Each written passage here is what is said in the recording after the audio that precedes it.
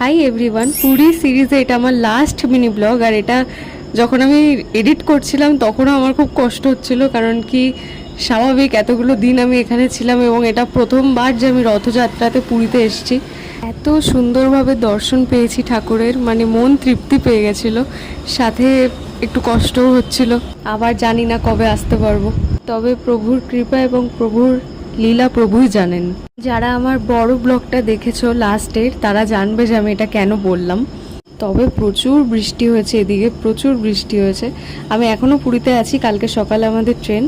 যখন আমরা দর্শন নিচ্ছিলাম তখনও খুব বৃষ্টি হয়েছে। দ্য হিস্ট্রি অফ পুরী, ঠাকুরকে এইভাবে রথে দেখা এবং তার দর্শন নেওয়া, এটা সত্যি মানে ভাগ্যে না থাকলে হয় না। তারপর অনুমতি নিয়ে ঠাকুরের কাছ থেকে আমরা আস্তে আস্তে এগোলাম। আমার চ্যানেলেই প্রথমবার আমি কোনো ব্লগ এরকম সিরিজ টাইপের আপলোড করলাম। আর পুরীর এই রথযাত্রার ট্রিপটা আমার আজীবন মনে থাকবে, তাই জন্যই আমার রেকর্ড করা, এবং এটা যেন মানে সবসময় থেকে যায় আমার কাছে, কোনো তো একটা ওয়ে থাকা দরকার। তাই জন্য আমি ইউটিউবে আপলোড করে রাখলাম, যাতে যতবার আমার ইচ্ছা আমি দেখি। হোটেলে ফিরে লাঞ্চ করে নিয়েছিলাম, করার পর এই যে যার সাথে দেখা হয়েছে এটা তো তোমরা বড় ব্লগেই দেখতে পাবে। তারপর সি বিচে গেছিলাম, সি বিচ থেকে ফিরে আমি স্কিন কেয়ার করেছিলাম।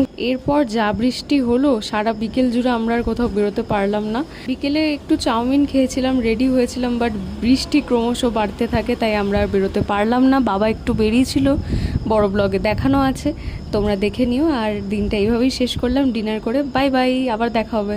জয় জগন্নাথ।